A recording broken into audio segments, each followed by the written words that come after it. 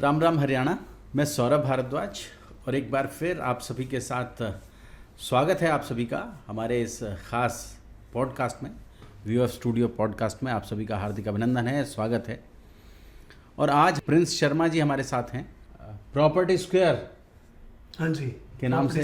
हाँ, बड़ी कंपनी चलाते हैं प्रॉपर्टी की गुरुग्राम में। और प्रिंस जी, सबसे पहले तो आपका स्वागत है हमारे इस कार्यक्रम में। Thank you so much. बात करेंगे, खुलकर बात करेंगे, चर्चा करेंगे प्रॉपर्टी के बारे में। गुड़गांव आप कह लें दिल्ली एनसीआर का सबसे हॉट केक फिलहाल, सबसे ज़्यादा, इनफैक्ट इंडिया का। हाँ जी, इंडिया का सबसे ज़्यादा। और हल्ला हो गया, वो प्रॉपर्टी बिकी, देश में सबसे महंगी प्रॉपर्टी यहाँ बिकी 190 करोड़ की जी, कमेलियास का पेंट हाउस जी। तो क्या है, क्यों है गुड़गांव इतना वाइब्रेंट जो है गुड़गांव इतना एकदम उछाल मार रहा है?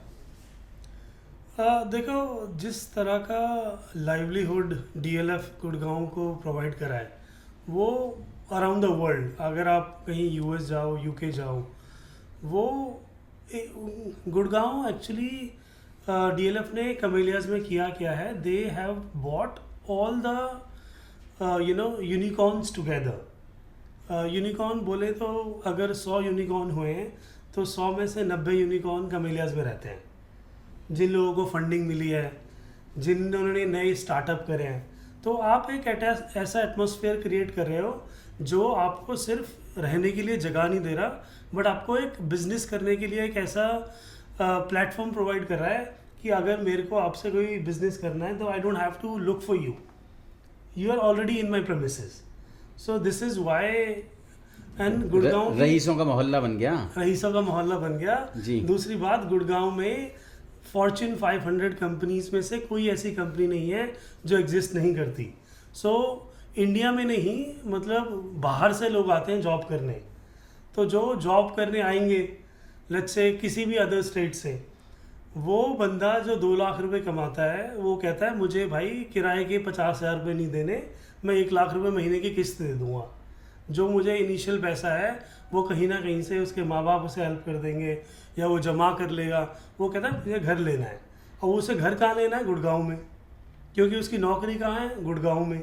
सारी कंपनीज कहाँ हैं? गुड़गांव में।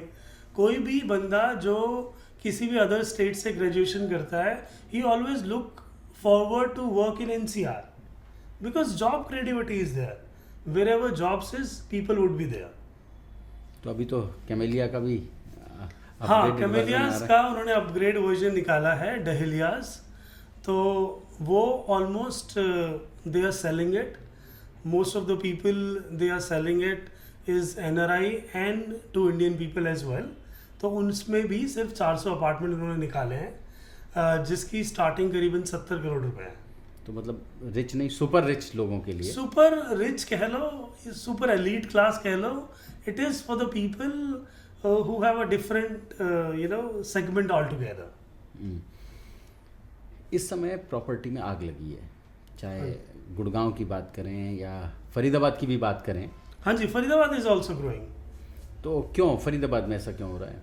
देखो, फरीदाबाद अगर आप देखो एनसीआर में, if you take a triangle, Faridabad is a centre of the triangle. So if I have to go to Gurgaon, it will take 30 minutes. If I have to go to Noida, it again take 30 minutes. If I go to let's say Delhi, it's again 30 minutes।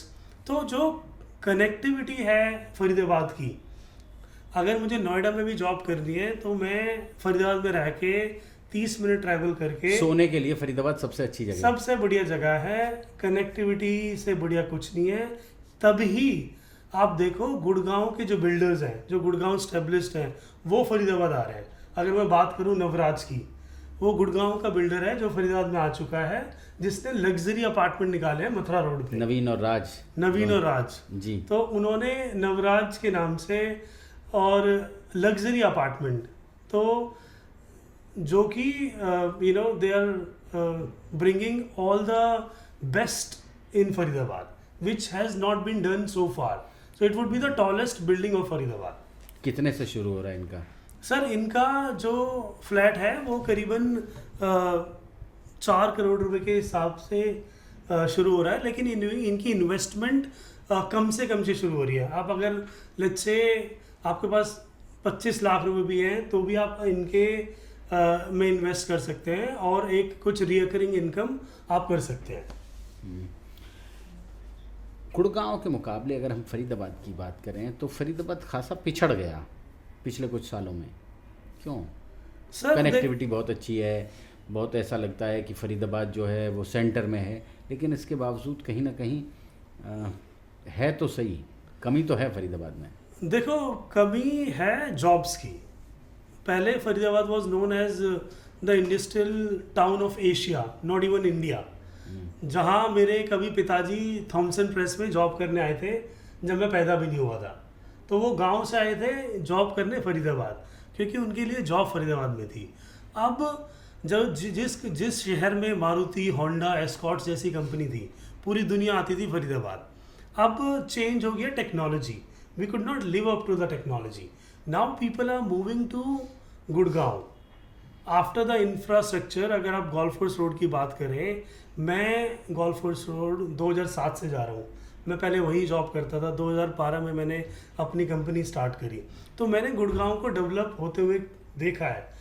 जो road कोई single हुआ करती थी, आज that is world renowned name in the world. So golf course को पूरी दुनिया जानती है। ये जितने भी आप कमेलियाज, डहेलियाज, अरालियाज, बिलेयर या कोई भी टॉप की सोसाइटी है, वो गोल्फ कोर्स में सिचुएटेड है। फिर golf course extension, now they are again coming up with Privana, they are creating a new community, Karma के Lakelands. So everything is set up in Gurgaon. जैसा मैंने पहले बोला, जहाँ पे लोगों के लिए व्यवसाय होगा वहाँ पे लोग मूव करेंगे, वही ग्रो करेगी। If we can have that in Faridabad, we will grow. कहते हैं कि एयरपोर्ट का फ़ायदा गुरुग्राम को मिला। हाँ जी, हवाई अड्डा बिल्कुल। वहाँ है, इसलिए गुरुग्राम थोड़ा उठ गया। ये वन ऑफ द रीज़न है। जहाँ एयरपोर्ट होगा वहाँ नौकरी होंगी, क्योंकि अगर मुझे ट्रैवल करना है तो मैं नहीं चाहूँगा कि मैं एयरपोर्ट से उतर के 300 किलोमीटर ट्रैवल करूँ। मैं चाहूँगा कि मेरा ऑफिस एयरपोर्ट के पास हो, इसलिए एरोसिटी बसा। अगर आप देखो, Aerocity is known for their best hotels, yes, right? So why do they have the best hotels? Because it is within the segment of the airport. तो अभी जेवर एयरपोर्ट आ रहा है। This is the new epicenter. अगर मुझे कोई flight लेनी है तो मैं मंझावली के पुल से जेवर जाऊंगा, ना कि मैं दिल्ली के ट्रैफिक में दिल्ली के एयरपोर्ट जाऊंगा। तो I will rather go to Jewar airport to take my flight. तो अभी ये जो जेवर एयरपोर्ट आने से फरीदाबाद को लाभ होगा या नहीं? वहीं सबसे कुछ ज़्यादा और नया लाभ होगा? अगर किसी को होगा तो वो फरीदाबाद का होगा। जेवर में एयरपोर्ट। जेवर में एयरपोर्ट है, क्योंकि लोग देखो, फरीदाबाद में सारी इंडस्ट्रीज ऑलरेडी हैं जो कहीं ना कहीं किसी ना किसी बड़ी कंपनीज को अपना मटेरियल प्रोवाइड करते हैं, चाहे वो स्टील के शेप में हो, चाहे वो किसी भी कंपोनेंट की शेप में हो। सो इंडस्ट्रीज आज भी फरीदाबाद में हैं और स्कोप ऑफ इम्प्रूवमेंट भी फरीदाबाद में है। तो we can do that. Prince भैया, अगर हम बात करें इसको लेकर कि अभी कितना समय लगेगा फरीदाबाद को गुरुग्राम होने में या नोएडा होने में, तो क्या एक्सपेक्ट करते हैं आप? सर देखो, हम कभी कंपैरिजन नहीं कर सकते, because this is not an apple to apple comparison. But I can assure you that coming time is for Faridabad, because from 2020 to 2024 अगर आप कोई भी प्रॉपर्टी उठाओ, they have doubled. Now we are at the era wherein improvement will only happen where there is a scope.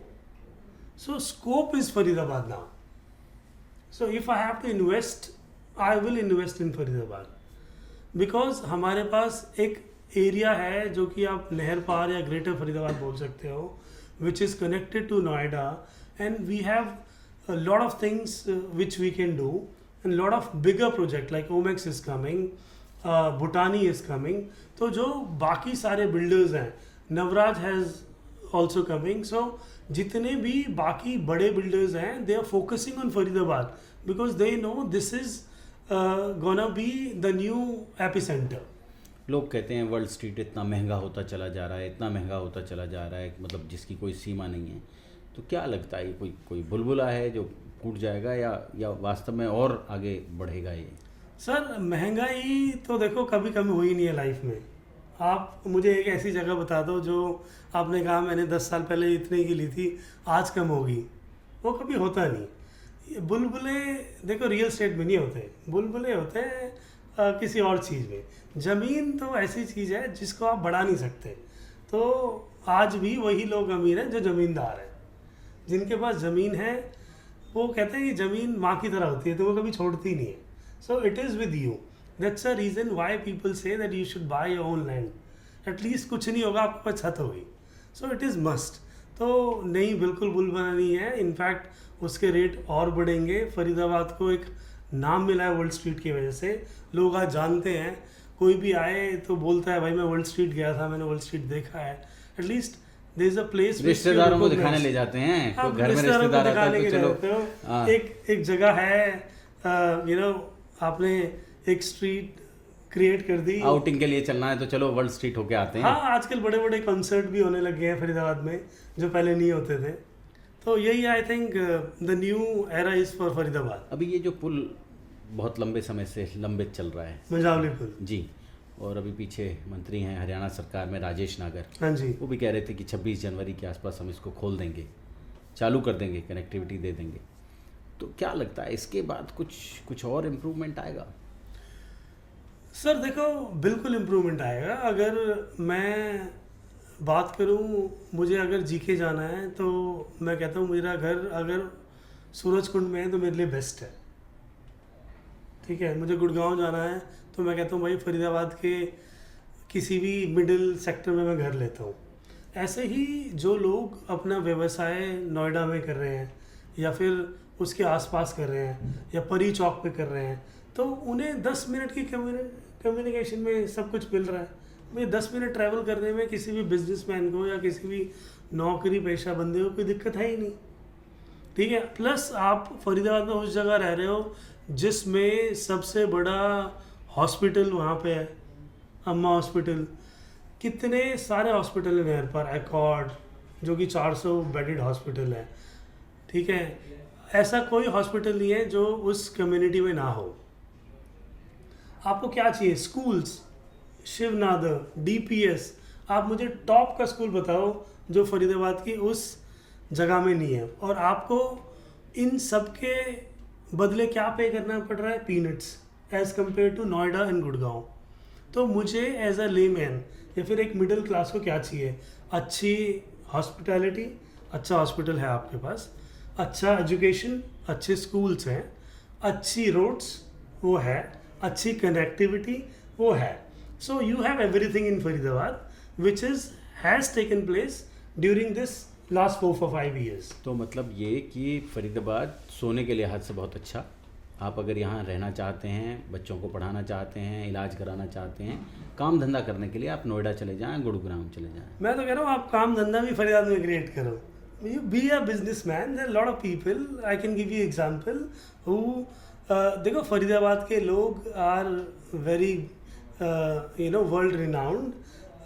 It's just they could not get that amenities. Now we have those amenities. पहले connectivity इतनी अच्छी नहीं थी, पहले इतने अच्छे schools नहीं थे। ये सारा काम पिछले 5-10 सालों में हुआ है। अब देखना आप गुड़गांव की तरह ही फरीदाबाद ग्रो करेगा। मैं ये नहीं कहूँगा कि गुड़गांव के बराबर आ जाएगा, but we will grow more than the pace we were growing. आने वाला समय फरीदाबाद का आने वाला समय फरीदाबाद का है। अगर आपको कहीं इन्वेस्ट करनी है तो मैं कहूँगा Faridabad is the best place to invest. Good. Prince भैया, हमारे साथ बातचीत करने के लिए, हमें समय देने के लिए आपका बहुत बहुत धन्यवाद। नहीं, मुझे बहुत अच्छा लगा आपसे, धन्यवाद, थैंक यू सो मच। तो जोड़ेंगे आपको ऐसी ही और महत्वपूर्ण चर्चाओं के साथ। बहुत बहुत धन्यवाद।